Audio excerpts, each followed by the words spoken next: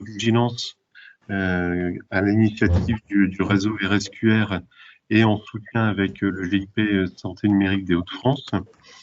Et pourquoi vous pouvez vous poser la question, d'une certaine manière, de vous dire, mais qu'est-ce qu'un chargé de mission système d'information vient effectivement nous parler d'identité-vigilance, parce que vous-même, en tant qu'agent administratif dans un centre hospitalier ou j'ai vu qu'il y avait pas mal de personnes des EPSM, etc., on vous a déjà, depuis de nombreuses années, entre guillemets, sensibilisé sur les questions de l'identité-vigilance. C'est quelque chose qui vous parle, ça fait partie de vos pratiques quotidiennes. Pour autant, si aujourd'hui il nous paraît intéressant de venir vous en parler avec mon prisme qui est celui des systèmes d'information, c'est parce que vous n'êtes pas sans savoir que nous sommes en train de vivre une révolution numérique, une transformation numérique de notre système de santé. Donc depuis de nombreuses années, on parle de un parcours de santé pour nos patients qu'on accueille dans nos structures.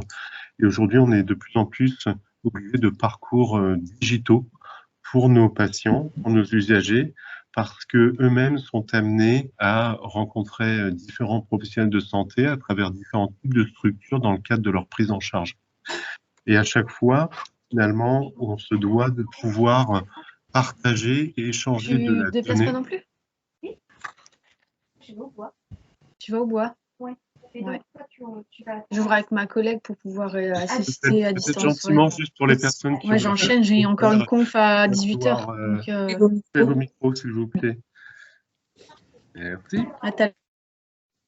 Merci beaucoup. Donc, je poursuis. Donc, effectivement, de dire aujourd'hui, nos patients, quand on les prend en charge, sont amenés à être pris en charge par différents types de structures, différents types de professionnels de santé à travers leur parcours. Et on parle de plus en plus de parcours digitaux, puisque dans le cadre de ces parcours de prise en charge, il y a nécessité aujourd'hui de partager de la donnée de santé autour de nos patients. Et cette donnée de santé, elle doit être à un moment donné qualifiée et sécurisée. Et c'est grâce à l'identité numérique du patient que l'on peut faciliter la sécurité autour de cet échange et ce partage de données de santé. Donc les pouvoirs publics se sont emparés depuis maintenant plusieurs années à effectivement mettre en place, et vous le verrez dans les slides qui sont très très bien faits. Aujourd'hui, le contenu du webinaire est très précis sur un certain nombre de points et mon intervention a juste pour vocation d'appuyer effectivement toutes ces démarches au niveau régional qui sont entreprises à la fois sur le chantier identito-vigilance par le réseau RSQR, et puis également en appui, puisque depuis le 1er janvier 2021, il y a des dispositifs techniques, notamment le déploiement de l'identifiant national de santé, qui permet justement de sécuriser l'échange de données à travers l'identité numérique de nos patients. Et cet identifiant national de santé revêt finalement un pan un peu technique, puisque ça nécessite la mise à jour de nos systèmes d'information hospitaliers sur la gestion administrative des patients, des malades, et puis également tout un pan qu'il ne faut absolument pas négliger, qui est extrêmement important, le volet organisationnel du déploiement de l'identifiant national de santé, parce que ça nécessite encore pour vous un certain nombre d'actions dans vos tâches quotidiennes pour vous assurer que à la fois vous avez le bon patient en face de vous, mais que lorsque effectivement à travers les données de santé qui seront produites par les différents systèmes d'information, ces données soient sécurisées en étant sûres d'être rattachées au bon patient. Donc vous avez une double responsabilité à ce niveau-là aujourd'hui, et c'est pour cela qu'il nous paraît indispensable pour l'agence de soutenir la priorisation, puisque l'identifiant national de santé et le référentiel national d'identité-vigilance sont des priorités. Hein. C'est une des 4 priorités du Ségur de la santé sur son volet numérique. Donc une priorité pour nous, agence régionale de santé, et ça doit être une priorité également pour vos structures, pour vos directeurs de structures, pour vos responsables des admissions, effectivement vous apportez toute l'information, toute la connaissance autour de cette priorité qu'est le déploiement de l'INS aujourd'hui en France. Donc voilà, je vais bien sûr, je cite encore une fois, hein, je remercie Madame Noël Vidal et le docteur Decouen du réseau RSQR pour l'important travail qui est fait sur l'identitovigilance. Et je remercie bien entendu Zoé Boudry et Mylène Rosé du VIP Santé Numérique des Hauts-de-France, qui est notre assistante à maîtrise d'ouvrage, qui ne manqueront pas également de pouvoir vous adresser à travers des questionnaires, mais également à travers tout un volet d'accompagnement de vos structures sur ces chantiers. Voilà, merci beaucoup à tous et à toutes et très bon webinaire. Merci.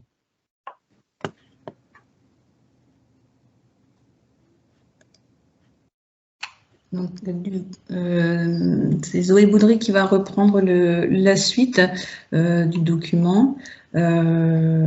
D'abord, donc comme je vous disais en introduction, merci de couper vos caméras et vos micros parce que vous êtes très nombreux et je vous en remercie encore. Si vous souhaitez prendre la parole, donc utilisez plutôt le chat. Et puis le support, hein, on a eu déjà des questions, le support vous sera envoyé ensuite avec les réponses à vos questions. Donc c'est pour ça que si vous avez des questions, n'hésitez pas à mettre dans le chat votre nom, votre fonction et l'établissement dans lequel vous travaillez. Voilà, comme ça on pourra au mieux répondre à vos questions. Et puis voilà, si on fait un petit point sur le sommaire, donc on va aller on va parler de l'importance de l'identitovigilance. On fera un retour d'expérience du groupe ANAC qui vous fera un retour d'expérience de la mise en place de l'INS. Quoi de neuf aussi avec l'identité nationale de santé. On parlera des pratiques uniformisées avec le réseau référentiel national d'identitovigilance, pardon. On parlera de la pratique, hein, comment appliquer le référentiel national d'identitovigilance à l'arrivée de l'usager, des patients. Retour d'expérience du centre hospitalier de Ham. Et ensuite, on parlera de l'identitovigilance secondaire et quel accompagnement vous avez à votre disposition. Je laisse la parole à Zoé Boudry de Santé Numérique. Merci Noël. Donc, bonjour à tous. Donc, on va commencer par la partie l'importance de l'identitovigilance. Excuse-moi, j'ai vu ton appel, mais j'avais encore. Est-ce que vous pouvez couper vos micros? Merci beaucoup. Donc, l'importance de l'identitovigilance, l'identitovigilance répond à certains enjeux. Le premier étant de s'assurer qu'une identité égale un patient ou un usager. Donc, c'est indispensable pour sécuriser la prise en charge de son usager tout au long de son parcours de soins, de pouvoir construire des usages numériques sur des bases solides, c'est-à-dire de pouvoir être certain qu'on envoie les bonnes données de santé pour le bon patient à d'autres établissements, par exemple, pour partager un avis sur un cas particulier, ce qui permettra ensuite d'éviter les erreurs médicales et donc d'améliorer le suivi de l'usager. On peut passer à la diapo suivante. Merci. Donc, on vous a reporté les types d'erreurs et les événements indésirables qui sont les plus courants lors d'une mauvaise identification de l'usager. Donc, vous devez les connaître et peut-être que dans vos établissements, vous avez déjà eu affaire à ce genre de cas. Donc, le premier, c'est de faire une erreur dans la saisie des traits d'identité. Donc, on va y revenir après, mais les traits d'identité sont le nom, le prénom de naissance, etc. Donc, le principal risque, c'est qu'on peut créer un doublon ou une collision. Et donc, par la suite, par exemple, pouvoir adosser à ces dossiers patients des prescriptions ou des comptes rendus qui ne sont pas destinés à ce patient. Et donc, d'avoir ensuite des erreurs médicales, etc., ou un mauvais traitement attribué à un mauvais patient.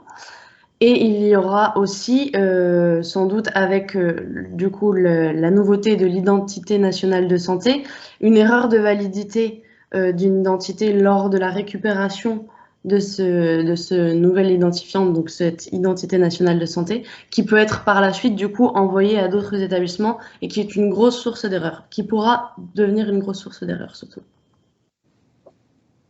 Donc on va continuer avec des données, des exemples un peu chiffrés. Donc par exemple, 67% des erreurs en transfusion sont dues à une mauvaise identification, 13% des erreurs en chirurgie le sont également, et on recense qu'il y a 50% des patients, 6,4 des noms patronymes existants. Donc pour redonner un peu une idée des patronymes qui sont vraiment courants, et est-ce qu'on peut juste passer la diapo du coup? Merci.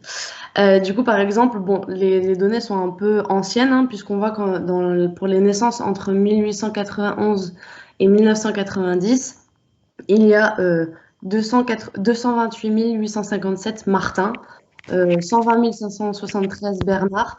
Donc voilà, ça fait beaucoup de personnes qui ont le même patronyme et donc ça peut être une grosse source d'erreur si on se trompe dans la saisie des traits d'identité. Donc, qu'est-ce que l'identitovigilance? Finalement, on l'a définit comme étant l'organisation qui permet de fiabiliser l'identification d'un usager à toutes les étapes de sa prise en charge. Donc, dans l'identitovigilance, on recense l'identification primaire. Donc, c'est lorsque un patient, un usager se rend au bureau des entrées et vous lui attribuez un dossier, qu'il soit papier ou numérique. Et il y a l'identification secondaire. Donc l'identification secondaire, c'est bien d'identifier l'usager tout au long de sa prise en charge lorsqu'il déambule dans un établissement de santé. On sait que telle personne est la bonne personne qu'on doit prendre en charge pour tel ou tel examen ou telle consultation. Merci. Donc l'identitovigilance, elle concerne du coup les bonnes pratiques qui peuvent être recensées donc dans des documents ou des procédures que vous élaborez en interne. Donc ça peut être par exemple tout simplement le rappel des traits d'identité qui sont nécessaires à la création d'une identité. Il y a un volet aussi sur la formation et sur la sensibilisation des acteurs sur l'importance de ces bonnes pratiques. Et elle concerne aussi du coup la gestion des risques, avec l'évaluation des risques et des événements indésirables qui peuvent être liés du coup à une mauvaise identification et l'évaluation des pratiques suite aux formations et aux sensibilisations des acteurs qui sont concernés justement par l'identitovigilance. Et donc, juste après ça, je vais laisser du coup le groupe de l'ANAC nous faire un petit retour d'expérience sur un événement indésirable grave. Bonjour à tous, donc Virginie Wojciechowski, je suis adjointe de direction à la direction qualité, communication, développement et je suis également DPO du groupe ANAC. Je vais vous présenter donc un événement indésirable qui s'est produit au sein d'un de nos établissements.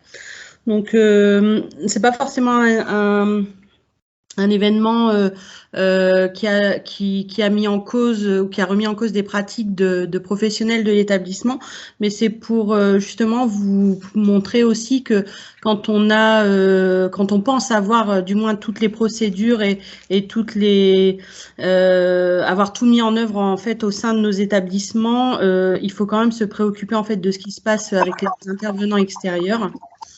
Donc, je vous présente alors cet événement. Donc, le contexte, nous avons eu un décès d'un patient qui devait avoir une mise en bière sous scellé. Donc, les pompes funèbres sont venues récupérer le corps donc, de ce monsieur un lundi matin.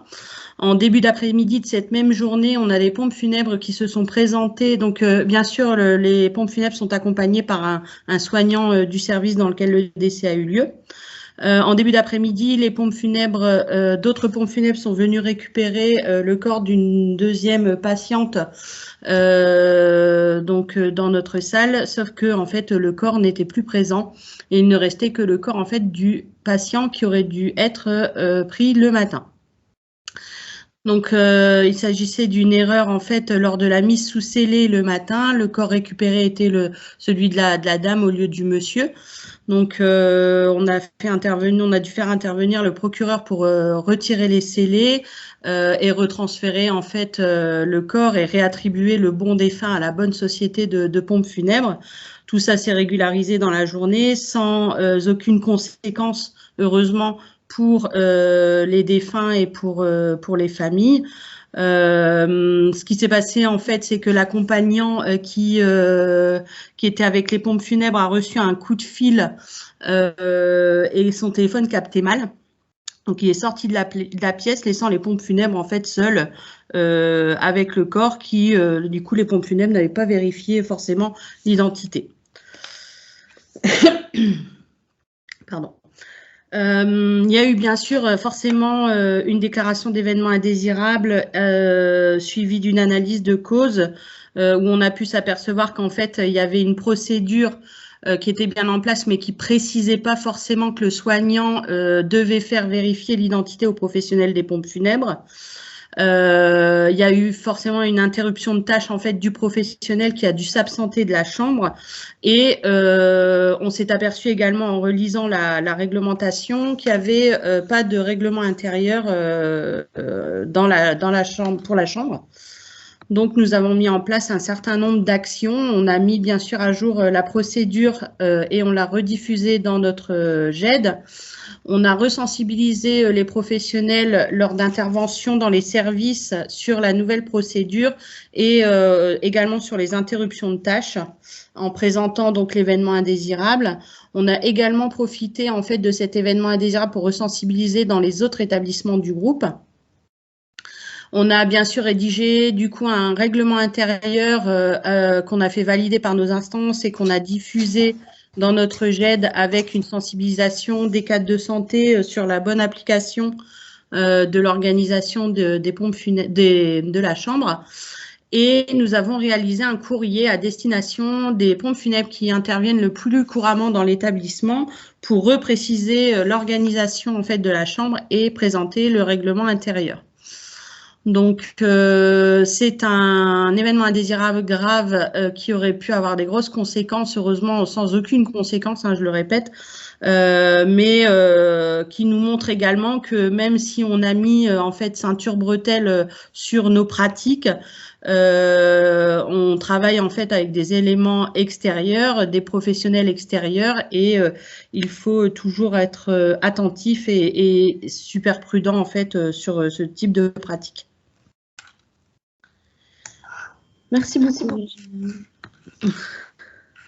Donc, pour continuer, donc, dans l'identité-vigilance, il y a la petite nouveauté, enfin la grosse nouveauté de l'identité nationale de santé. Donc, comme le disait Monsieur Gilbert, l'identité INS, donc l'INS, on va parler de l'INS comme ça ce sera plus simple pour tout le monde, constitue l'un des projets socles de la feuille de route nationale du numérique en santé. Et donc, c'est un vrai accélérateur pour le volet numérique du Ségur, car elle va permettre finalement de développer le numérique en santé plus facilement, étant donné que c'est un des référentiels socles. Et du coup, il est depuis le 1er janvier 2021 obligatoire de référencer toutes les données de santé des usagers ou des patients que vous accueillez dans vos structures de santé avec l'INS. Donc aujourd'hui, c'est pas encore calé pour tout le monde, mais du coup, on viendra en fin de partie pour vous expliquer qu'il y a un accompagnement. Donc, l'INS, il permet de fiabiliser l'identité de l'usager et du patient qui est accueilli. Et il permet aussi, du coup, de faciliter l'échange et le partage de ces données de santé avec les autres établissements du GHT ou d'autres établissements d'un établissement médico-social vers un hôpital, etc. Donc, l'utilisation, par contre, de l'INS, elle est restreinte, donc au cercle de confiance d'acteurs et à l'ensemble des acteurs de santé et du médico-social qui sont impliqués dans la prise en charge de l'usager. Donc, on rappelle qu'il y a un référentiel INS qu'on pourra vous repartager qui précise les mesures de sécurité et les modalités particulières de l'utilisation de l'INS. Donc, de quoi est-ce qu'il est composé, cet INS? Donc, il est composé d'un matricule, des traits de référence ou des traits stricts, si vous avez déjà entendu parler de traits stricts et dont aussi je parlais en début de présentation, et d'un OID. Donc, le matricule INS, c'est le numéro d'identification au répertoire des personnes physiques ou le numéro d'identification d'attente.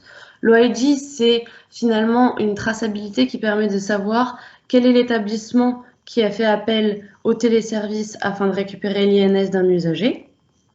Et les traits INS, donc, on les retrouve dans la petite main. Ce sont le nom de naissance, le premier prénom de naissance à minima, puisque de temps en temps, les usagers ont plusieurs prénoms. Donc, au moins le premier, mais s'il en a d'autres, et que les champs de votre système d'information permettent de les renseigner, au plus on a d'informations, au mieux c'est.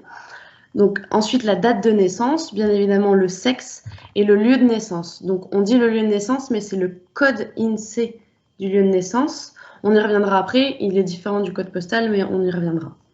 Donc voilà, donc l'ensemble le matricule INS, l'OID et les traits INS comportent l'INS, sont l'INS, pardon. Donc, il faut savoir que les usagers ne peuvent pas s'opposer à l'utilisation de l'identité INS et que du coup, il faut leur faire une petite note informatique, un document de communication leur expliquant qu'on récupère leur INS, dans quel but on le fait, juste pour qu'ils soient au moins informés et que du coup, cette information, elle doit être partagée dans les différentes instances, notamment le Conseil de la vie sociale ou la Commission des représentants des usagers. Et l'INS s'accompagne donc de bonnes pratiques d'identité-vigilance uniformisées qu'on retrouve du coup dans le référentiel national d'identité-vigilance. Et donc, on va y venir. Donc, le référentiel national d'identité-vigilance, c'est le nouveau document qui s'oppose à tout autre document régional. Donc, il comporte plusieurs volets. Donc, on a les points essentiels à connaître de tous les acteurs. Donc, ce document, il reprend un peu toutes les définitions pour qu'on parle le même langage sur l'identité-vigilance. Et il y a les aspects généraux. Les aspects généraux, on va voir après quels sont les points qui sont reportés dedans. Il y a aussi du coup un volet qui est spécifique aux établissements sanitaires, un volet pour les établissements non sanitaires ou les petites structures libérales. Et on a 2 autres volets sur la politique et la gouvernance régionale et nationale. Donc ceux qui concernent tout le monde et qui sont opposables, ce sont les points essentiels. Mais bon, comme je le disais, c'est un ensemble de définitions, donc ça permet vraiment de poser les bases. Et ensuite, les aspects généraux. Donc le périmètre du volet aspects généraux, il reprend donc les bonnes pratiques d'identification primaire et secondaire. Il reprend les bonnes pratiques de gestion de l'INS et de gestion des risques. Et il reprend du coup les bonnes pratiques de gouvernance.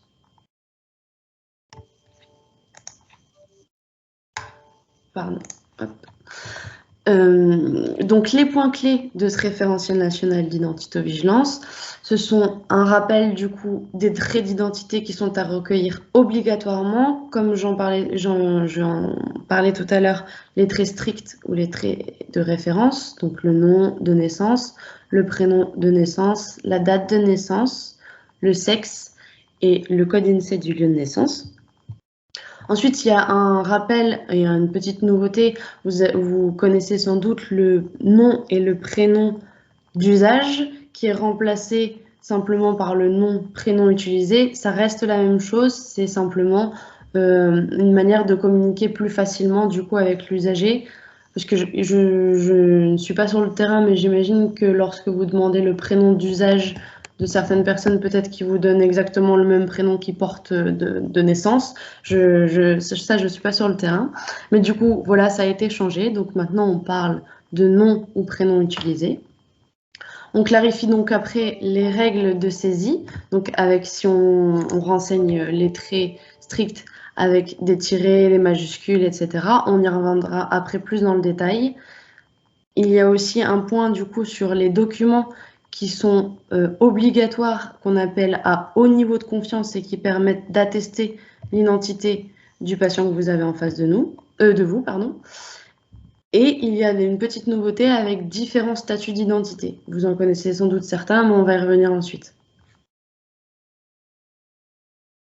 Donc en pratique, comment est-ce qu'on va appliquer ce fameux nouveau référentiel lors de l'arrivée d'un usager ou d'un patient? Donc là, on va reprendre toutes les étapes. Donc, avec d'abord le fait qu'il faut respecter un certain nombre de règles, notamment celle du référentiel national d'identité-vigilance. Comme je le disais tout à l'heure, il est devenu opposable. Il y a eu un arrêté. On peut aussi avoir, du coup, par contre, des procédures ou des chartes au niveau local. Ensuite, il y a l'évaluation, du coup, des acquis des professionnels après les avoir sensibilisés ou les avoir formés. Il y a aussi la mise en place de conditions qui sont favorables au respect des bonnes pratiques.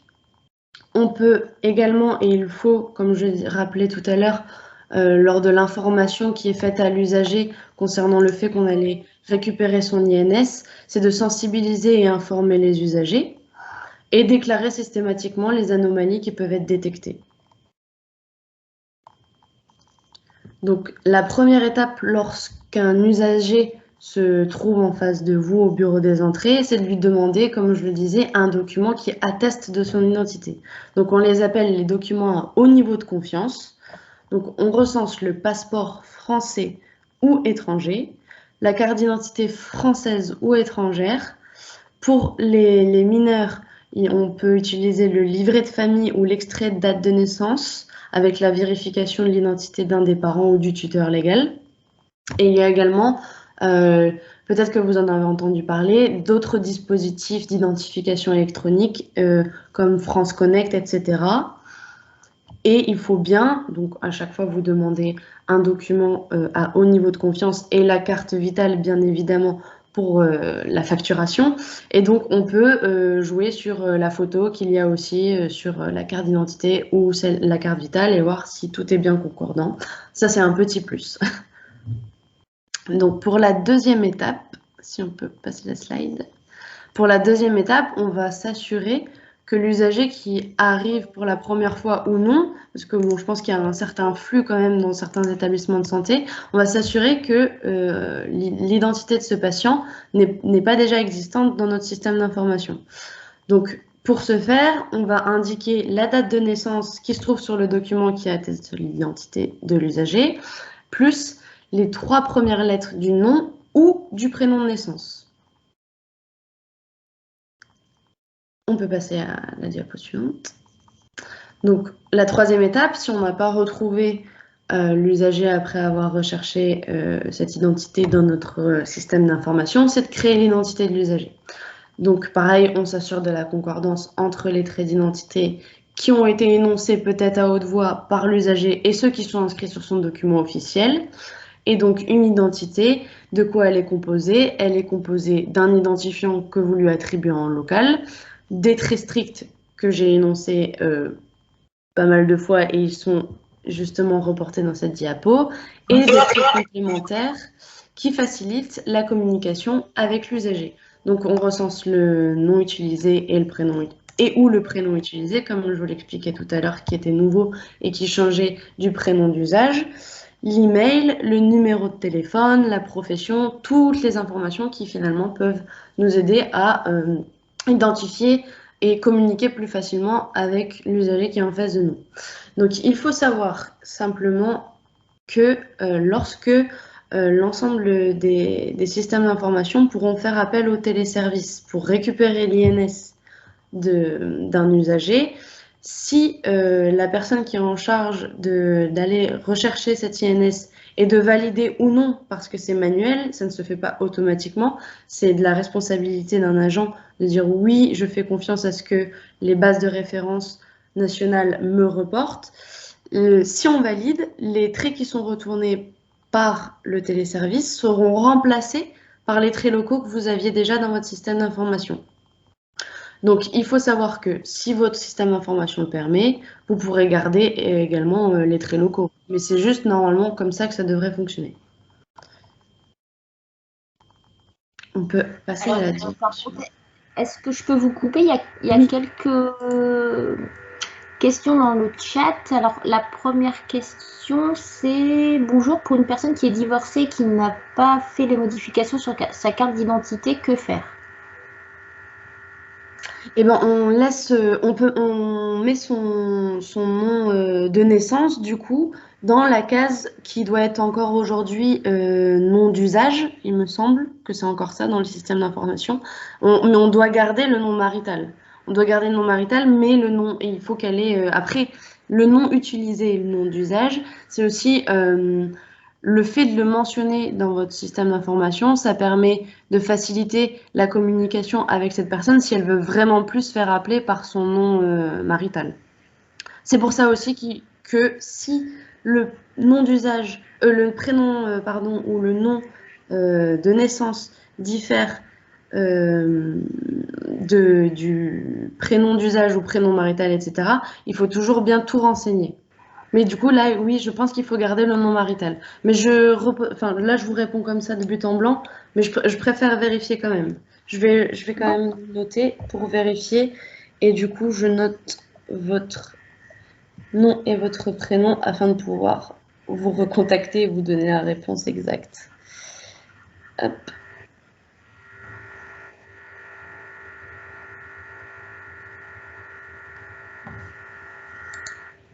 Est-ce qu'il y avait d'autres questions du coup? Non, du coup, il y avait une réponse en fait qui dit le nom marital n'est qu'un nom d'usage et ne fait donc pas partie des très stricts. C'est ce qu'on appelle maintenant le nom utilisé, donc au libre choix de la personne. Je l'ai pas dit comme ça, c'est moins bien. Ouais. Mais ouais, ok, super. Merci. Je vous en prie. Du coup, on passe aux règles de saisie. Donc, par exemple, tous les traits stricts doivent être renseignés en majuscules, sans accent. Il ne doit pas y avoir de tréma ni de cédille. Les abréviations sont à bannir et on conserve les traits d'union et les apostrophes.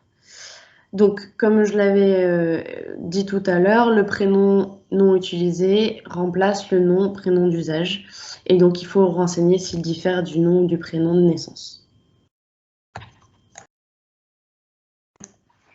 Donc, concernant la date de naissance, elle a un format qu'on connaît tous, donc jour, jour, mois, mois, année, année, année. Et donc, lorsqu'on ne connaît pas le jour de naissance de l'usager qui se trouve en face de nous, il faut renseigner 01. Pareil pour le mois.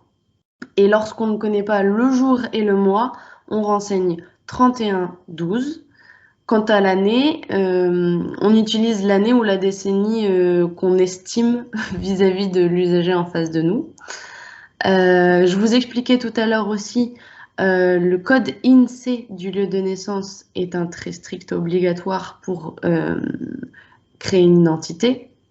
Et donc, on recense maintenant le code INSEE qui est compliqué à voir. Donc, il y a des listes de code INSEE, j'ai remis en dessous.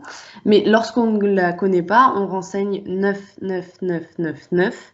Et normalement, comme l'indique un document national également, que doivent respecter les éditeurs dans leur future évolution quant à l'ensemble de ces exigences vis-à-vis de l'identito-vigilance, normalement, lorsque vous rentrerez le code postal, il y aura une recherche automatique par le logiciel qui vous renseignera le code INSEE en face de celui-ci. Voilà, comme ça j'espère avoir rassuré tout le monde, parce que c'est vrai que rechercher le code INSEE d'un code postal, ça prend du temps. Donc, on a une étape aussi lorsqu'on a recherché l'identité, si on la trouve et qu'on n'a pas à la créer. Donc, il y a l'étape de la modification. Si, par exemple, à un moment donné, la personne était venue, on avait créé son identité, mais elle ne nous avait pas fourni une pièce d'identité qui attestait l'identité de la personne. Du coup, là, c'est le cas, sur cette diapo, on va parler du cas où un système d'information est interopérable avec les autres logiciels métiers, donc quand on est full numérisé. Donc la modification d'identité, elle est limitée. Elle doit être faite que par les personnes qui sont habilitées à le faire. Elle doit être faite également, comme je le disais, au vu d'un document d'identité, et on doit garder une trace de la modification qui a été effectuée. Et donc, une fois que la modification a été réalisée, elle est transmise à l'ensemble des acteurs concernés, vu qu'il est interopérable. Voilà, on peut passer à la suivante. Et donc là, c'est la diapositive qui concerne les établissements qui ne sont pas interopérables ou ceux qui n'ont pas du tout de système d'information. On avait mis DUI, donc c'est le dossier unique informatisé qui concerne les établissements médico-sociaux. Mais donc voilà, c'est pareil. Lors de la modification qui est manuelle, là on contrôle la qualité de la saisie des traits d'identité avec un document à l'appui. Une fois qu'on a vérifié la cohérence des données enregistrées avec la fameuse pièce, on peut aussi ajouter d'autres éléments de contrôle, comme demander, d'énoncer à haute voix le nom ou le prénom de la personne qui est en face de nous Je sais qu'il y a aussi les personnes qui peuvent être démentes, mais en général, il me semble qu'elles sont accompagnées, enfin peut-être pas toujours.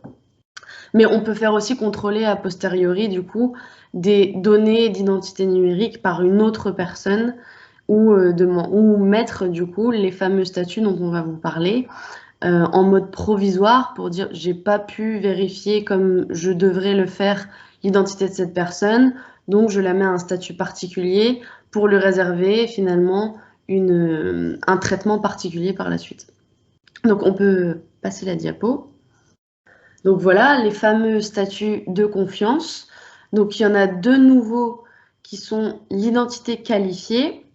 Donc l'identité qualifiée, c'est lorsque vous avez pu faire appel au téléservice et que vous avez récupéré l'identité INS et qu'il y a eu un contrôle de cohérence entre les traits qui avaient été enregistrés localement et ceux qui sont inscrits sur le document d'identité.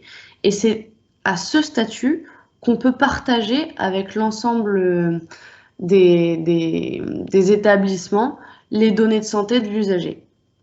Ensuite, il y a l'identité récupérée. Donc, pareil, on a récupéré l'identité INS, mais on n'a pas vérifié avec un document à l'appui les données qui sont propres au patient. Donc là, à ce moment-là, on marque statut récupéré. Et donc, il est aussi interdit, du coup, de valider une identité sans avoir contrôlé la cohérence entre les traits d'identité locaux et ceux inscrits sur le document d'identité. Donc ensuite, il y a deux autres statuts que vous devez sans doute connaître. Donc l'identité validée, qui est le statut qui est attribué après avoir contrôlé la cohérence entre les traits enregistrés et ceux qui sont inscrits sur le document d'identité, mais il n'y a pas eu d'appel au téléservice pour récupérer l'identité INS. Quant au statut identité provisoire, il n'y a pas eu de contrôle de cohérence et pas d'appel au téléservice. Et donc, à la suite de ces statuts, on peut également ajouter un attribut à notre identité. Donc, c'est l'identité homonyme. Donc, c'est quand deux identités elles disposent des mêmes traits d'identité. L'identité douteuse, donc c'est une identité qui a été déclinée de manière un peu confuse, où voilà, il y a une crise, on a beaucoup de patients qui arrivent, voilà, identité douteuse, les gens ils sont un peu choqués, ils ne savent plus décliner leur identité. L'identité fictive également, donc ça c'est lorsque les traits d'identité qui sont énoncés n'ont aucun rapport avec l'identité de l'usager. Par exemple, un monsieur qui vient complètement dément et qui dit je m'appelle Johnny Hallyday, bon voilà, identité fictive. Ou un monsieur qui donne un nom de dame, enfin voilà. On a peut-être plein d'autres exemples et je les connais pas tous. Mais donc on peut donner différents attributs et ça aussi c'est une petite nouveauté. Et donc maintenant, je vais laisser le centre hospitalier de Ham faire un retour d'expérience sur la mise en œuvre de l'INS dans leur système d'information. Bonjour, je suis Delphine Fagnon, je suis adjointe des cadres au sein du service des admissions de l'hôpital de Ham.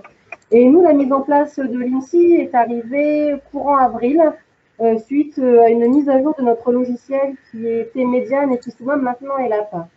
Donc, l'INS, on en avait déjà entendu parler, j'avais déjà participé à des visios, et voilà, mais sauf qu'on n'était pas encore vraiment dans la mise en place.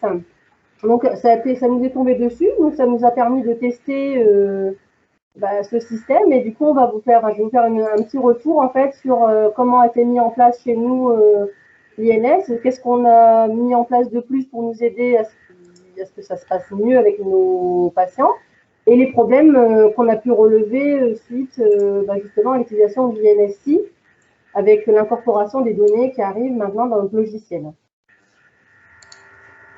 Donc, comme je vous disais, Median se nomme maintenant ELAP. Il y a une fusion au niveau de notre logiciel. Et courant avril, donc c'était le 21 avril, suite à l'information d'ELAP, est arrivé avec la nouvelle mise à jour l'INSI, qui est arrivé donc sur nos logiciels de création d'identité. Et les filles qui étaient sur les postes d'accueil se sont un peu appropriées l'INS en direct sans avoir été interpellées plus que ça en amont. Et on s'est rendu compte de ce que ça a pu donner en plus. Et maintenant, maintenant depuis avril, vous doutez bien qu'on est quand même beaucoup plus à l'aise avec l'INS. Et on arrive maintenant à quand même valider pas mal d'identités, de certifier beaucoup d'identités au sein de notre établissement. Donc la diapo suivante, c'est ce qu'on a mis en place en fait pour le fonctionnement de l'INSI et de l'INS au niveau de nos postes d'accueil. Donc on avait déjà des affiches relatives à l'identité-vigilance, forcément, en demandant aux agents, aux personnes de nous présenter, en plus de la carte vitale de la mutuelle, les pièces d'identité.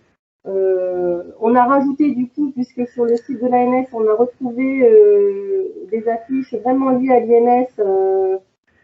Donc on a rajouté ces affiches-là au niveau de nos postes d'accueil.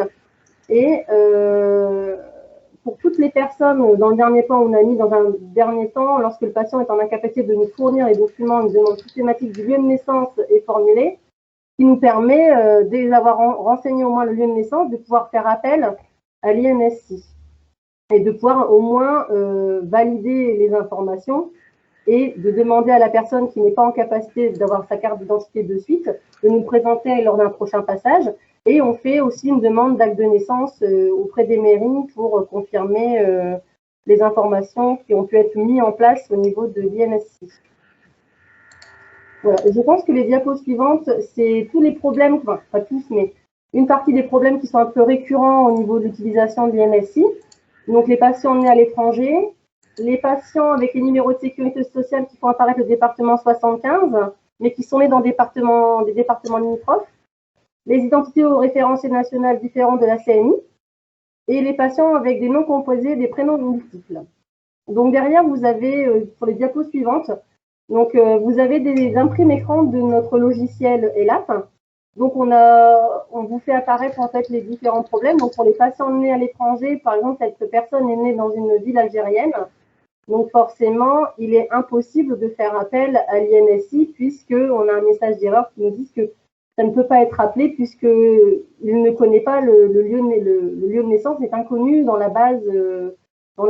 Donc là, pour cette personne, même si nous, on a récupéré une carte et qu'on a toutes les informations, pour cette dame-là, cette personne-là, ça sera une identité qui sera validée puisqu'on aura toutes les données qui seront cohérentes, mais ça sera pas possible de certifier de qualifier cette identité. Ensuite, le prochain, c'est celui qu'on retrouve le plus et qui est très bloquant au niveau de nos systèmes, c'est que si les personnes ont déjà passé à la borne d'accueil et qui étaient déjà connues dans nos bases et qu'on avait déjà la carte d'identité qui était renseignée, mais qu'on avait déjà validé tous nos traits, vu que le numéro de sécurité sociale comporte un département qui est le 75, mais que cette personne est née, donc là en l'occurrence dans le 94, il nous dit qu'il y a une incohérence en fait, il y a une erreur puisque ça ne remonte pas, puisque entre le numéro de sécurité sociale et le code postal, et donc le numéro INS, l'INSEE qui est renseigné sur la carte d'identité, voilà, ça colle pas, donc du coup, dans ces cas-là, on a un message d'erreur qui peut être bloquant. Pour notre logiciel, en tout cas, il est bloquant, c'est-à-dire qu'on doit enlever la carte d'identité pour pouvoir passer et faire la création. Et c'est le gros problème qu'on a actuellement, c'est ces problèmes d'incohérence entre le numéro de sécurité sociale et le lieu de naissance en fait sur la carte d'identité. Donc c'est une information que nous on a déjà remontée au niveau de notre logiciel. Pour l'instant, ils n'ont pas de solution. Il faudrait que les personnes pour lesquelles le souci est existant, il faut qu'ils se rapprochent au niveau de la caisse de sécurité sociale pour refaire modifier en fait leur numéro de sécurité sociale. C'est l'information qu'on nous donne pour ce cas-là, mais qui est effectivement bloquant et un petit peu handicapant au niveau des bandes d'accueil. Ensuite, la prochaine diapo, c'est pour les prénoms. Alors effectivement, on vous a mis un petit peu, donc ce que vous voyez dans l'encadré, c'est l'appel INSI, c'est comme ça que ça se présente sur notre logiciel. Donc ça reprend toutes les informations, les très strictes. Et en fait, on se rend compte qu'entre le prénom qui est saisi dans notre base, qui est Anna, et c'est bien ce prénom-là qui est sur la carte d'identité de la dame, et le prénom qui est remonté suite à l'appel INSI, qui n'est pas le même, qui est Annie, voilà, dans ces cas-là, nous, on ne valide pas l'INS. On ne valide pas l'INS puisque nous, on se tient à la carte d'identité et le prénom de cette dame est bien Anna sur la carte d'identité et non Annie. Donc, dans ces cas-là, notre règle à suivre, c'est de surtout pas modifier le prénom et de garder Anna. Donc, en fait, dans ces cas-là, effectivement, l'identité n'est pas certifiée, mais elle est donc validée, mais pas certifiée. Et pour cette personne, bon, la carte d'identité est un peu vieille, forcément. Donc, ce monsieur se fait appeler, donc si je vois bien, chez nous, c'est un prénom qui est Jean. Sur la carte d'identité qui est jointe, on ne voit pas bien, mais en fait, c'est Jean, virgule, peut-être Michel, virgule. Et donc, l'INSI nous ferait remonter un prénom composé. Sauf que nous, si on suit la règle de la carte d'identité, ce n'est pas un prénom composé puisque les deux prénoms ne sont pas suivis d'un tiret. Pour nous, ce monsieur s'appellerait Jean et pas Jean-Michel ou Jean-Pierre. Donc, dans ces cas-là, c'est pareil, on garde la règle de la carte d'identité et dans ces cas-là, on ne valide pas l'INS non plus, puisqu'on garde vraiment l'information de la carte d'identité qui est en notre possession. Et le dernier, je sais pas, c'est... Et la conclusion. Alors la conclusion, elle a un petit peu changé puisque j'ai fait appel à mon service informatique qui m'a sorti des chiffres beaucoup plus pointus et du coup je vous les mettrai pour les prochaines, je la transmettrai. Donc on a toujours des problèmes pour récupérer la carte d'identité puisque des personnes soit ne viennent pas avec et ne voient pas l'intérêt de venir avec et ne veulent pas forcément nous présenter sa carte d'identité puisqu'ils sont déjà connus chez nous, ils sont déjà venus. Donc on bataille un petit peu avec ces personnes-là pour récupérer les cartes d'identité et leur expliquer le pourquoi.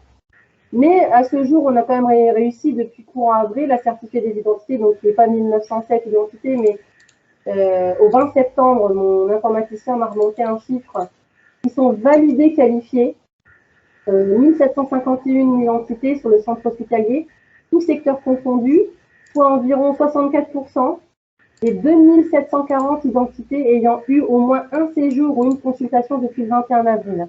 En fait, il a poussé le chiffre pour nous dire que sur toutes les identités qu'on a pu avoir pour 2021, on a quand même réussi à en certifier 64%. Donc, on estime que pour l'instant, on a un chiffre qui est quand même assez bon. En même temps, mes agents sur les bornes d'accueil, elles ont compris l'intérêt, elles sont très sensibles et elles sont très réactives en fait pour nous certifier au mieux nos identités. Voilà, je vous remercie. Donc, je vais reprendre la parole, donc Noël Vidal du réseau Santé Qualité Risque, pour vous faire un point sur l'identité-vigilance secondaire. Comme on vous disait tout à l'heure, c'est donc tout ce qui correspond au parcours de l'usager et du patient. Donc l'identité-vigilance secondaire, comment il faut bien vraiment avoir à l'esprit que l'identité-vigilance, c'est le premier acte de soin, et ce, à chaque étape du parcours de l'usager. Voilà, c'est vraiment la première chose que l'on doit faire dès que l'on rencontre l'usager ou le patient. Et c'est important aussi de lui demander au patient de décliner c'est à lui de décliner son nom, son prénom et si besoin sa date de naissance. Ce n'est pas à nous de lui dire vous vous appelez Monsieur Dupont. Vraiment, l'important c'est d'interroger le patient par des questions ouvertes. Quel est votre nom de naissance? Quel est votre prénom? Et vraiment proscrire ces questions fermées où c'est nous qui finalement apportons la réponse. Et c'est vraiment pour garantir le bon soin, le bon acte, le bon service aussi, et administrer les bons traitements à l'usager. L'identité-vigilance secondaire, c'est comment aussi? C'est identifier tous les éléments du dossier et matériel à destination du patient. Tous les papiers, tous les comptes rendus, tous les retours de scanner, voilà, tout ce qui peut être dans le dossier du patient et les matériels également. Là, on est plus sur les soignants, mais les matériels, les seringues électriques, les médicaments, voilà, tout ce qui va auprès du patient doit être identifié. Et vérifier également régulièrement la concordance entre l'identité de l'usager et celle relevée sur les documents, sur les étiquettes, sur les comptes rendus et les résultats d'examen, Et je dis notamment au CIM parce que dans l'établissement où j'étais, c'était très très régulièrement le CIM qui me faisait remonter des événements indésirables, en tout cas des événements de dossiers dans lesquels on retrouvait des éléments d'un patient, une suivi de grossesse dans un dossier d'homme, enfin vous voyez des choses qui montrent bien qu'à un moment la concordance, elle a pas été, il y a eu un manque de vigilance sur la concordance des informations. L'identité-vigilance secondaire, comment aussi, c'est mettre en place ce dispositif d'identification physique qui a été décidé institutionnellement. Alors, pour beaucoup, hein, c'est le bracelet. Et je dis bien mettre en place le bracelet, on ne le donne pas au patient en lui disant mettez votre bracelet. C'est vraiment être auprès du patient, de vérifier, de lui demander par question ouverte son identité et de lui mettre le bracelet en vérifiant si ce qu'il dit correspond bien au bracelet. Et puis, on peut avoir aussi dans certains services, établissements, plus souvent dans des maisons de retraite ou aussi en radiothérapie, des photographies qui sont dans le dossier de l'usager. Mais bien sûr, donc toujours vérifier. Il faut vraiment partir du principe aussi que le bracelet ne dispense pas de la vérification hein, de l'identité du patient. Il ne faut pas penser que l'on connaît le patient. Alors, il faut avoir à l'esprit hein, que les erreurs sont parfois dues à des différences d'informations, hein, on en a déjà parlé, entre l'état civil, les documents d'assurance maladie, les identités employées dans la vie de tous les jours, hein, c'est un petit peu ce qu'on disait tout à l'heure, et donc il faut toujours demander aux patients de vraiment prendre quelques minutes pour vérifier les données. Et des fois, il suffit d'un S pas placé, pas positionné où il faut. Enfin voilà, ça peut être vraiment des petites choses des fois qui font qu'on part d'une mauvaise identité et ça part après sur des risques très, très graves pour le patient. Alors quelques exemples hein, d'événements indésirables qu'on a pu recenser dans les bilans. Des erreurs administratives, hein, des comptes rendus médicaux qui ne sont pas envoyés au bon patient, des résultats de laboratoire qui sont mis dans le mauvais dossier du patient, l'utilisation d'étiquettes d'une hospitalisation antérieure qui n'ont pas été détruites et que l'on retrouve dans le dossier du patient, des créations de doublons, ça paraît pas forcément, enfin ça peut paraître anodin, mais derrière on a pu enregistrer une réaction allergique par manque de données médicales dans le dossier ouvert, parce que finalement le dossier que le médecin a ouvert n'était pas le dossier dans lequel il est mentionné une allergie du patient, et derrière une réaction allergique du patient. On peut avoir des données médicales pour un suivi de grossesse, comme je vous disais tout à l'heure, qui ne sont pas enregistrées dans le bon dossier et que l'on a retrouvé dans le dossier d'un homme. Derrière, on a aussi des risques transfusionnels hein, qui ont été, la transfusion a été arrêtée parce que finalement le patient avait donné aux urgences à l'accueil, à l'agent administratif, une carte d'identité et une carte vitale, pardon. Il n'y avait pas de carte d'identité et en fait, le concours de circonstances fait que le chirurgien qui est descendu voir le patient avait justement le cousin du patient à l'étage. Et donc, il a dit, attendez, j'ai 2 patients au même nom, il y a un problème. Et c'est comme ça qu'ils ont pu arrêter assez rapidement et éviter d'envoyer les documents pour la transfusion. Et puis, on a aussi des identités différentes, comme on disait tout à l'heure, sur la carte vitale et la pièce d'identité. Et là, vous n'êtes pas sans savoir que des fois, du coup, on est dans des problèmes de remboursement par la CPAM, puisqu'on n'a pas les mêmes données. D'autres erreurs médicales aussi, une patiente préparée pour une coloscopie à la place d'une autre, hein, parce qu'on avait une homonymie, même nom, même prénom, c'était juste un problème de date de naissance. Les 2 personnes étant âgées, finalement, aucune des 2 n'a compris. Enfin, voilà, les personnes âgées, elles suivent ce qu'on leur dit de faire. Hein, donc, on lui a demandé de se préparer pour une coloscopie. Ben, la dame, 82 ans, si je ne me trompe pas, ben, elle a bu ses 4 litres de Colopeg. Hein. Voilà, donc ça s'est arrêté vraiment au moment d'arriver au bloc opératoire. D'autres erreurs médicamenteuses et des erreurs de transfusion qu'on rencontre, qui sont des transfusions en général arrêtées à temps, mais voilà, et des erreurs médicamenteuses qui ne sont souvent pas arrêtées avant. Des erreurs d'identité d'un patient décédé, donc vous voyez, justement, on avait tout à l'heure un cas qui nous a été présenté.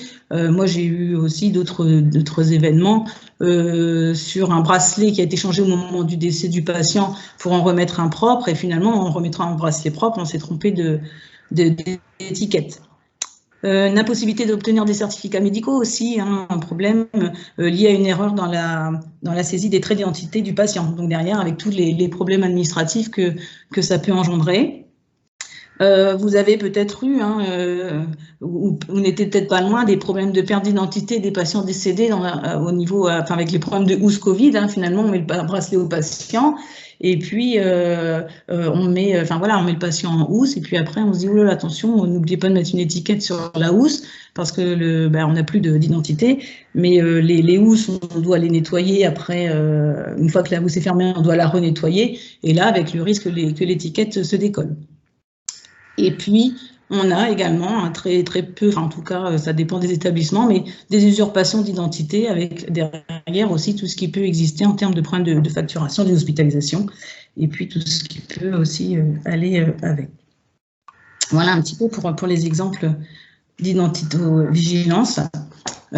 Si c'est important vraiment de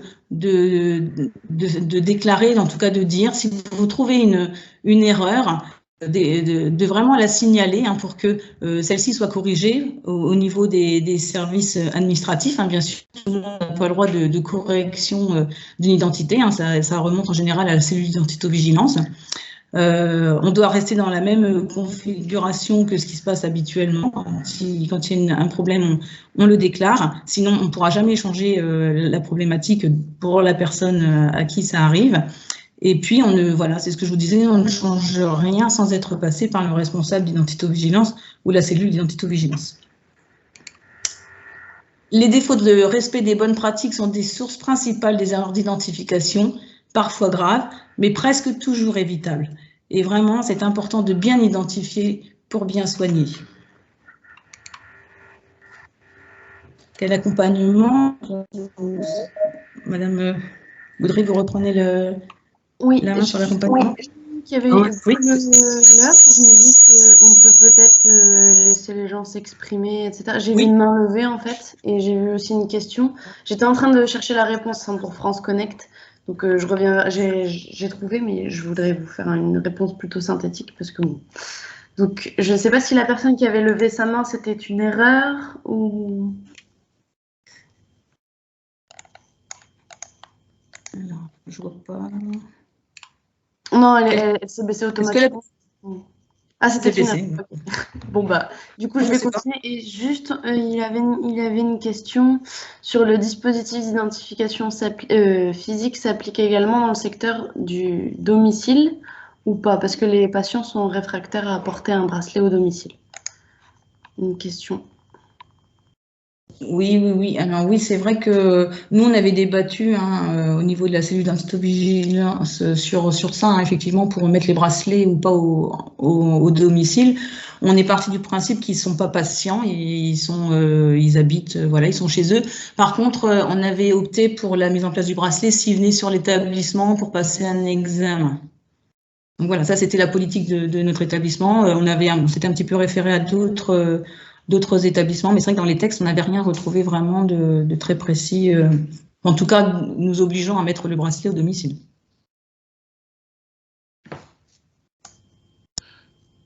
Ok, bon, s'il n'y a pas d'autres questions, et j'ai toujours en tête la question sur France Connect, je vais parler du coup de l'accompagnement. Donc si on peut passer la diapo. Donc, il faut savoir qu'en région, on a mis en place un accompagnement au déploiement de l'INS, que ce soit pour des structures sociales, médico-sociales ou sanitaires. Donc, on accompagne à ce jour 3 établissements médico-sociaux et le CHU d'Amiens également. Le CHU d'Amiens se débrouille assez bien seul, donc on n'a pas vraiment de retour, mais l'important, c'est pas qu'on intervienne, c'est de vraiment aider ceux qui en ont besoin. Donc, ils avaient été identifiés comme étant des sites pilotes à accompagner.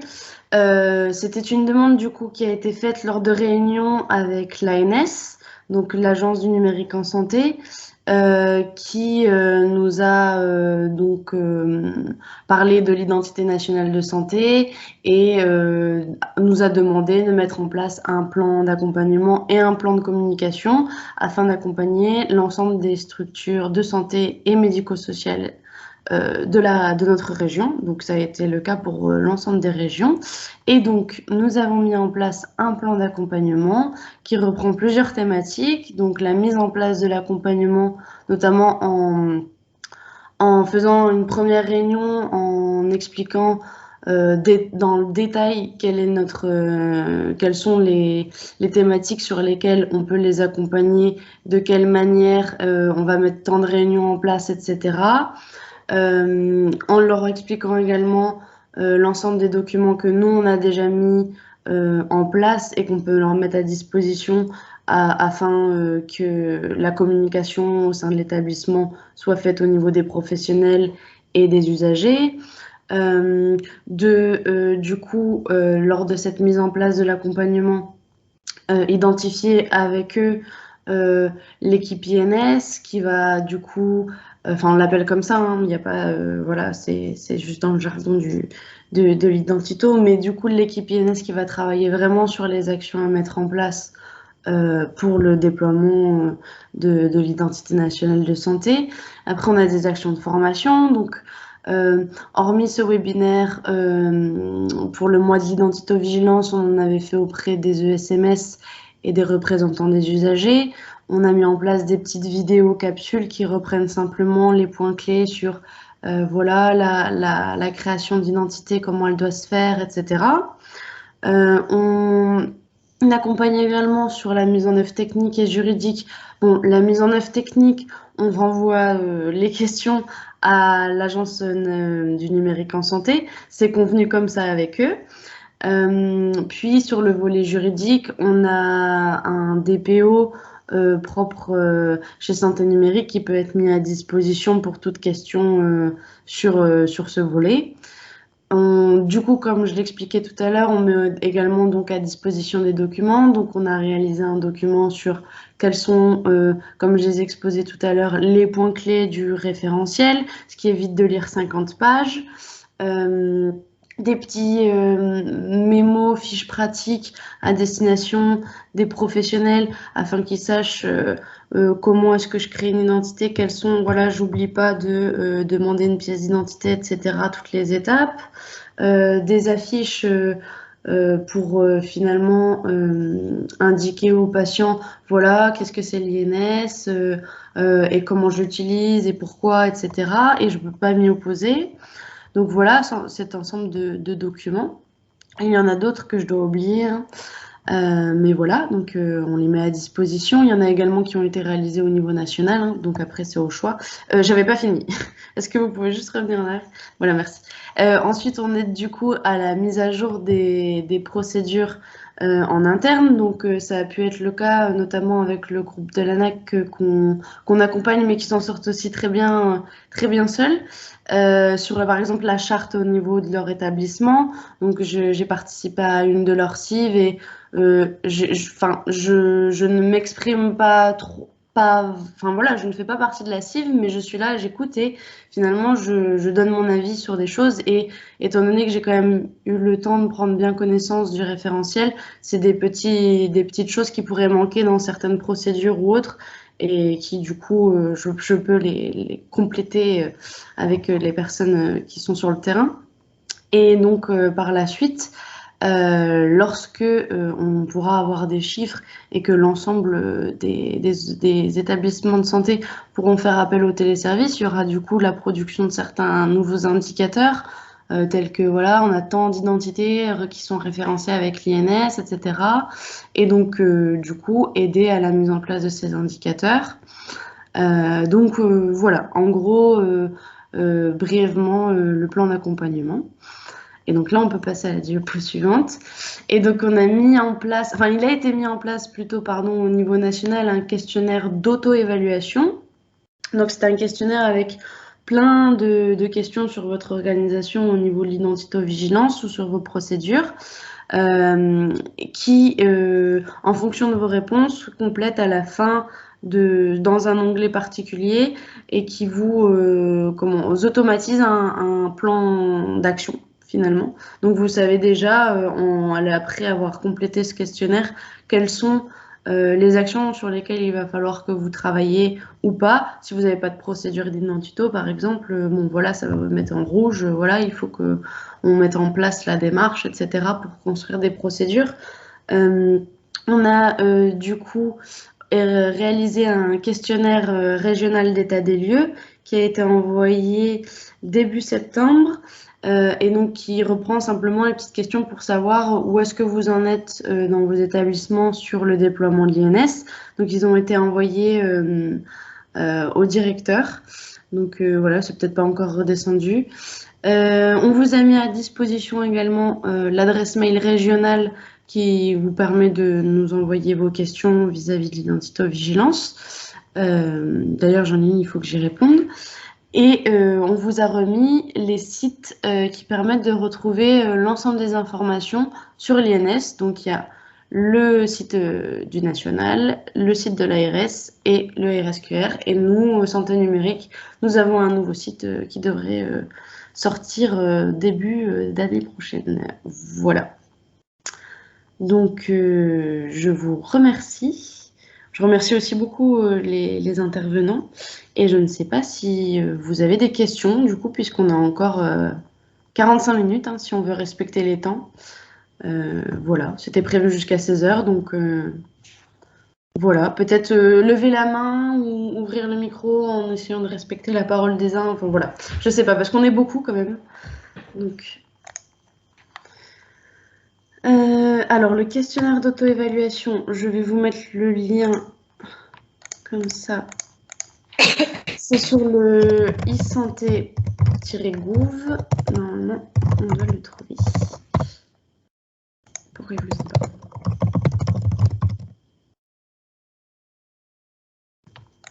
pas? Hop, alors, questionnaire.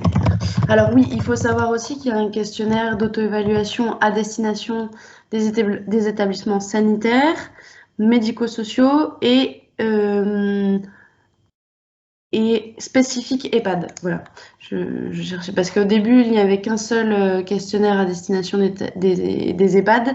Et étant donné que nous, on accompagnait des établissements médico-sociaux, des foyers d'accueil médicalisés, par exemple, on s'est dit que c'était peut-être pas adapté, donc on a retravaillé au niveau national sur un autre questionnaire. Donc, je vais tous vous les envoyer. Donc, questionnaire sanitaire, EHPAD et USMS. Alors, je vous mets les liens, comme ça m'évite de télécharger des documents. Donc, celui-ci, tac, c'est sanitaire. Celui-ci, EHPAD. Et celui-là, c'est pour l'ensemble des USMS. Hop.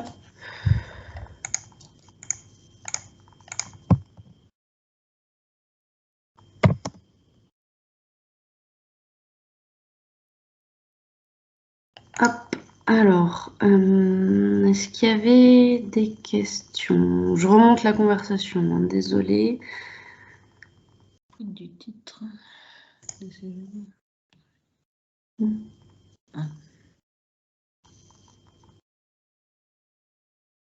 Ah oui, non. Alors, pour la première question de Madame Godefroy, du coup, non, il faut pas.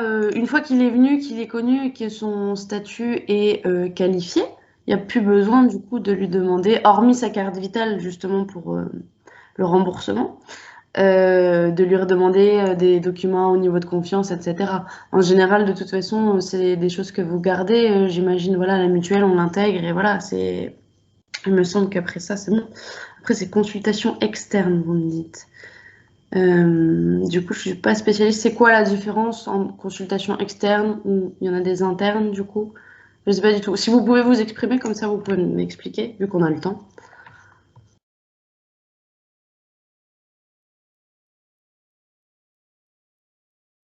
C'est parti.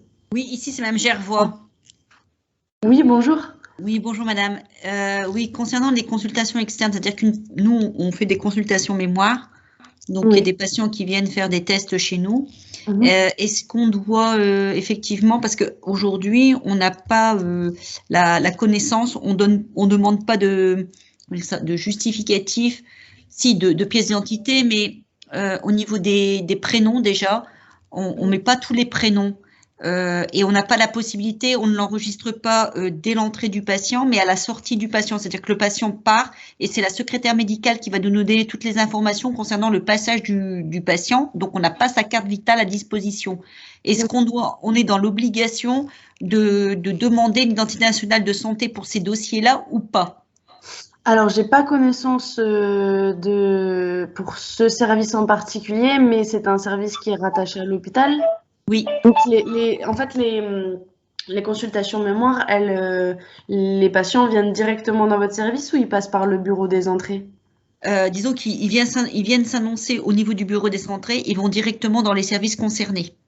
D'accord, donc c'est que le bureau des entrées a l'ensemble de leurs documents, enfin de leurs. Disons que pour l'instant aujourd'hui, on les fait, on est juste là pour les aiguiller sur où ils doivent se présenter pour faire la consultation mémoire, mais on leur demande aucun document puisque c'est la secrétaire qui va demander pas la carte vitale, mais l'attestation de sécurité sociale et photocopie de la carte d'identité. Il va mettre la cotation pour la facturation future. D'accord, ok. Mais dans tous les cas, vous lui demandez. En fait, c'est vrai que la carte vitale, c'est un peu gênant que vous la demandiez pas si effectivement l'INS était à récupérer, parce que la carte vitale, même si c'est pas les données de la carte vitale qu'on récupère, c'était grâce à ce petit support qu'on fait appel. Voilà, donc vous étiez bien au courant.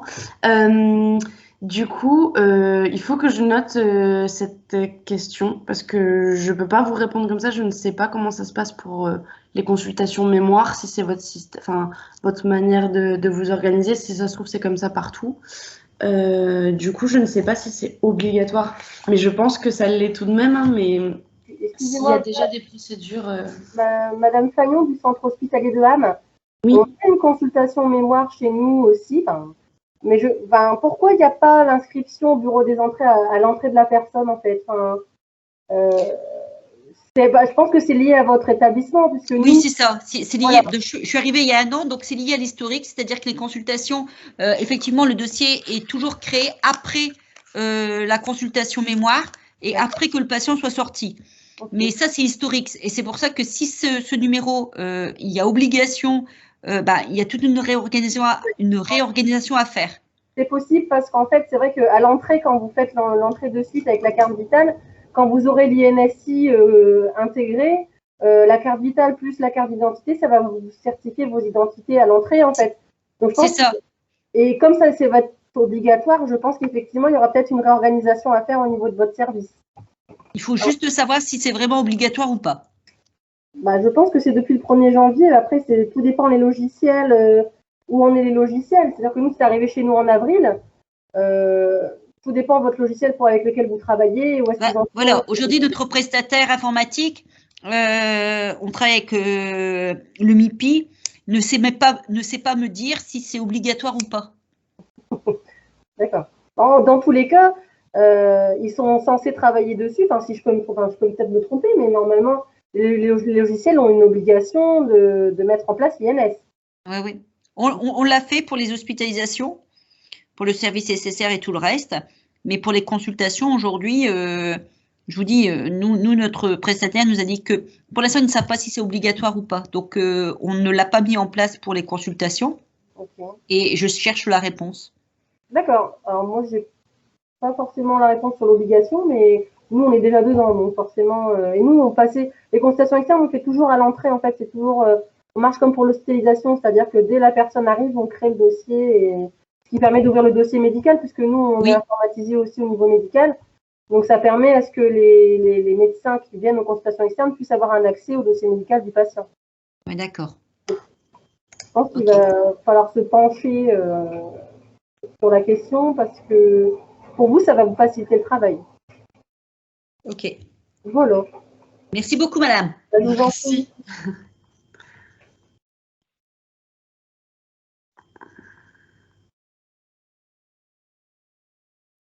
Je suis en train de lire une autre question. Je regarde s'il n'y a pas déjà une réponse.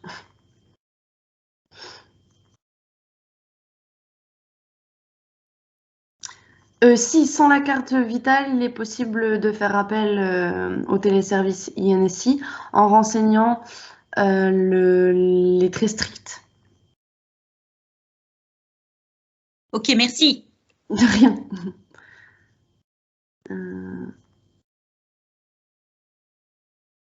Et après, j'avais une autre question, c'était... Carte d'identité INSI. Oui, c'est la bonne consigne. Lorsque vous rencontrez des divergences entre ce qu'il y a sur la carte d'identité et sur l'INS, il faut garder les infos. Donc, on valide pas le fait, les infos qui sont envoyées par le téléservice, on les valide pas parce qu'on a un doute. Et voilà, et c'est tout. Et on garde notre identité qui doit être au statut validé de ce fait, vu qu'on a vérifié les informations avec un document au niveau de confiance, mais si le téléservice nous renvoie des informations qui ne sont pas concordantes, bah, on ne valide pas. Et donc, mais faut-il avertir le service qui gère la base? Bah, en gros, étant donné que c'est encore en expérimentation, vous me le confirmerez, Madame Fagnon, il y a encore des petits bugs, non, sur l'appel au téléservice. Peut-être plus maintenant avec votre logiciel, mais... Depuis avril, nous, Média, ELAP a amélioré certaines choses, mais c'est vrai que le téléservice, on a encore des difficultés avec les données, et je pense que c'est une base, la base du téléservice, c'est une base CPAM. Oui, c'est ça. Donc effectivement, quand on peut voir des fois les écritures des prénoms et tout ça au niveau de la base de la sécurité sociale, je me dis que... Après, je sais qu'il y a une démarche qui est possible au niveau de l'assurance maladie où la personne peut contacter l'assurance maladie pour pouvoir faire modifier les données qui sont enregistrées dans leur base, aussi bien pour les prénoms, aussi bien pour le lieu de naissance, comme je vous ai mis en avant les difficultés qu'on rencontre avec les départements. C'est une démarche de la personne vers l'assurance maladie. Ok, c'est une démarche de l'usager, parce que du coup, on avait une question... Ça a été donné par notre logiciel, parce que moi, j'ai eu ce problème-là qui était récurrent, donc j'ai contacté mon logiciel et là, qui m'a confirmé que une démarche est possible, mais c'est à la personne de le faire vers l'assurance maladie. D'accord. Parce que là, j'avais la question d'une personne qui me disait, voilà, si on fait la recherche et que finalement, les infos ne sont pas les mêmes que sur la carte d'identité, bon, bah, comme j'avais dit, on ne le prend pas. Ouais, c'est ce qu'on fait actuellement. Est-ce qu'il faut avertir les gens, enfin la CPM, du coup, qui gère les bases? Nous, non. Normalement, nous, non. D'accord. On doit informer la personne qui a ce souci et dire à la personne de se rapprocher de l'assurance maladie qui le gère. Ok, ça marche. Bon, bah voilà. C'est l'information que nous donne notre logiciel. Entendu. Je n'ai pas encore contacté l'assurance maladie pour connaître leur positionnement, mais en tout cas, c'est ce que nous a répondu notre logiciel ELAP.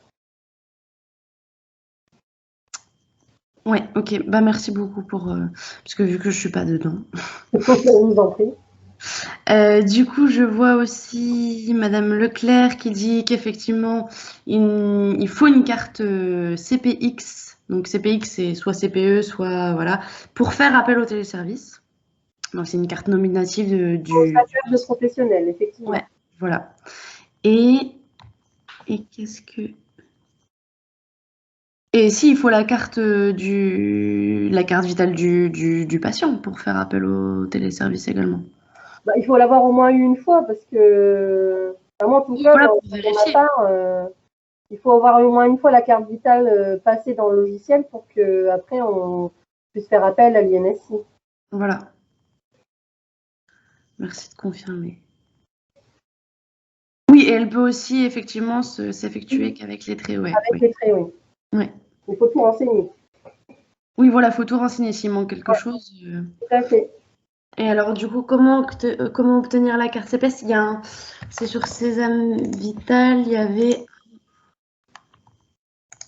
Le téléservice peut-être fait. Oui. Oui, je dis peut-être une bêtise. Sésame Vital, du coup, carte. Vous confirmez, hein, Madame Fagnon, il y avait un formulaire pour commander les cartes CPS. Peut-être que vous ne savez pas. Alors nous, effectivement, moi, c'est mon service informatique qui gère les commandes des cartes professionnelles, les CPS. Ouais. Je sais vous dire comment elles sont commandées, moi j'ai pas la démarche. Mais... Ouais, il me semble que j'avais le lien, mais ça fait longtemps. Mais il faut du coup se rapprocher, oui, de votre service informatique. C'est GE César Vital qui gère les cartes et de toute façon, les agents qui aujourd'hui utilisent le CDR ont forcément déjà des cartes ou le CDR. Tout à fait. Moi, j'ai une petite question sur le trait d'union dans les prénoms composés que nous, on avait totalement proscrit. Oui, nous aussi. Ce qui veut dire qu'il faut le réintroduire? Oui. Ouais, je sais que ça fait des retours en arrière, etc. Même pour, je pense, certains mettaient les accents ou d'autres choses, ou mettaient pas en majuscule. Ouais. Et ça veut dire que votre règle de saisie va devoir évoluer suite à la mise en place de l'INS. Mais surtout que nous, on avait réussi à faire développer par l'éditeur un contrôle qui effaçait si c'était mis par erreur, quoi. Ah oui, d'accord. Vous aussi. On avait procédé aussi à ça, à ce que ça ne passe pas dans les logiciels si nous on saisissait. Mais si je comprends bien, c'est parce que justement dans la base de l'INSI, dans la base nationale gestion des identités, il y a les deux. Et donc, potentiellement, l'INSI pourrait nous renvoyer une identité avec un tiret. Tout à fait. J'ai bien compris. Très bien. Et sur la carte, si sur la carte d'identité, vous avez déjà un tiret entre les deux prénoms, l'appel à l'INSI va vous dire que effectivement la personne a bien un prénom composé avec un tiret. D'accord. Pour ma part, au niveau de notre centre hospitalier, on a dû faire des tests, puisqu'on a beaucoup de logiciels qui fonctionnent avec notre logiciel de création, qui sont tous différents avec des règles de saisie différentes. On a dû faire des tests pour savoir si les traits d'union passaient bien sans blocage, que les apostrophes passaient bien sans blocage. On a fait un gros travail avec notre service informatique pour savoir si tout passait correctement. Et jusqu'alors, pour nous, tout se passe bien. Merci beaucoup pour vos précisions. Je vous en prie. Est-ce qu'il y a d'autres questions ou commentaires ou précisions ou...